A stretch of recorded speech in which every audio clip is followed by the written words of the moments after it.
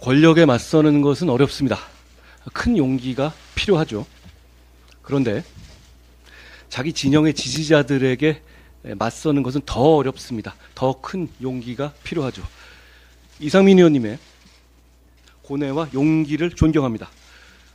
지금의 민주당이 과거 민주당과 달리 개딸 전체주의가 주류가 되어버렸고, 그래서 이 나라와 동료 시민들의 삶과 미래를 위협하는 존재가 되어버린 것, 그것을 막기 위해서 용기를 내주셨다고 생각합니다. 사실 그 부분은 저와 우리 당 동료들의 생각과 똑같습니다. 이상민 의원님과 저, 그리고 우리 동료 당원 지지자들이 모든 이슈에서의 생각들이 똑같지는 않을 겁니다.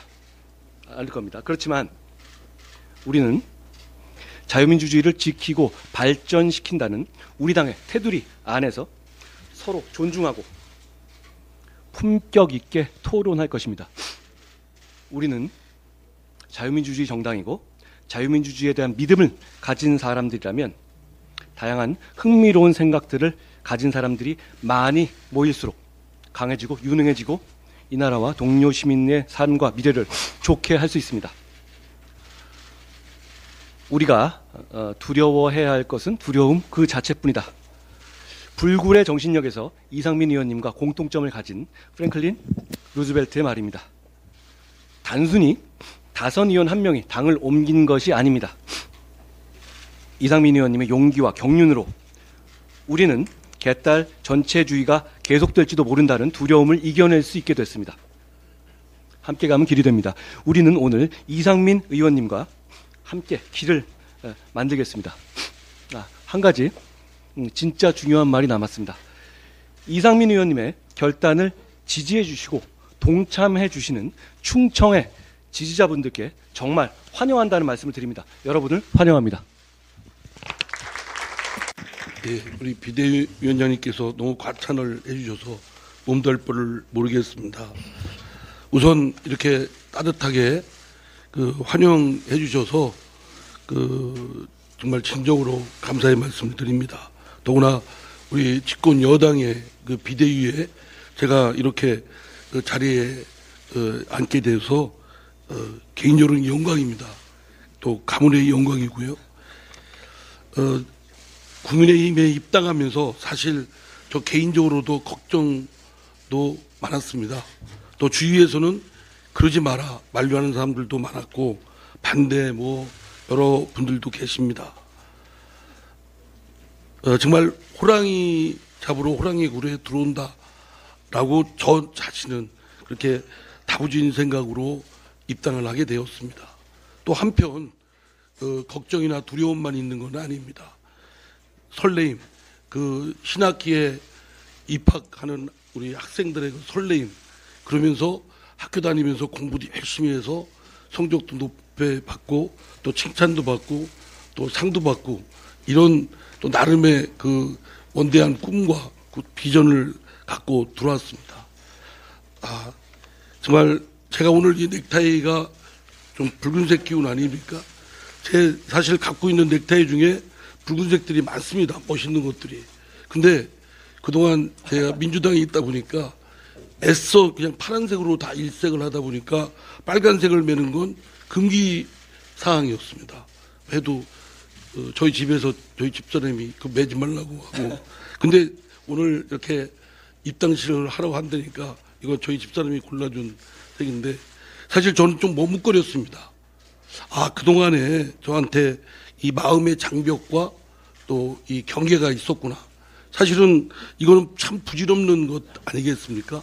이걸 허물고 사실은 소통하고 융합하고 해야 되는데 저 자신부터 정치한다고 하면서 경계를 놓고 담벼락을 놓고 한 위원장님에 대해서는 그동안 TV 뉴스 이런 들 통해서 볼 때 민주당의 일부 의원들하고 설전을 벌이면서 별로 좋은 인상이 아니었습니다. 많이들 그렇습니다. 예.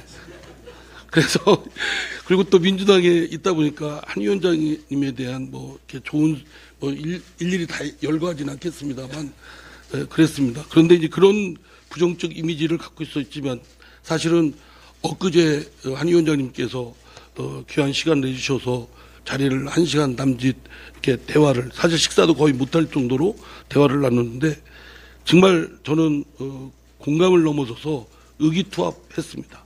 오랜만에 그 친구, 정들었던 친구를 만났는데 전혀 어색함이 없었고, 오히려 그동안 이렇게 지역을 순회하시면서 하신 말씀에 저한테는 큰 울림으로 왔습니다.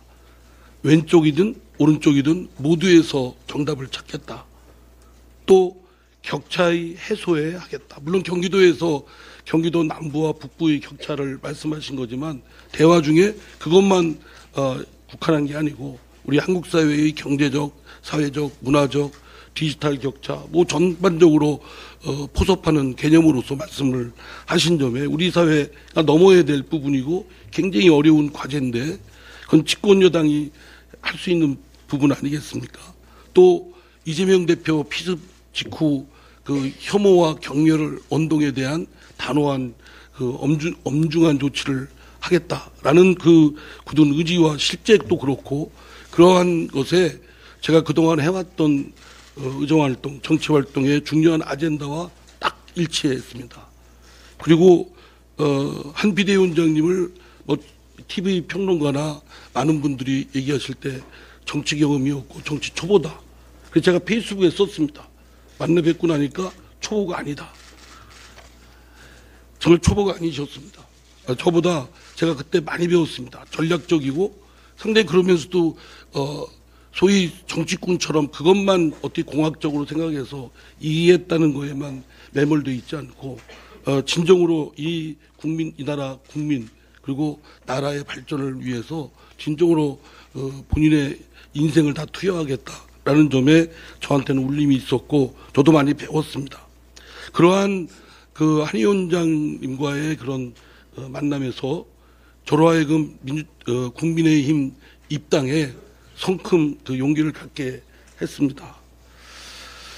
지금까지 국민의힘이 한국 그 발전의 중추적 역할을 해왔던 아주 중요한 정치 세력으로서 제가 여기에 참여하게 된 건 개인적으로 영광입니다. 또 막중한 책무감도 갖고 있습니다.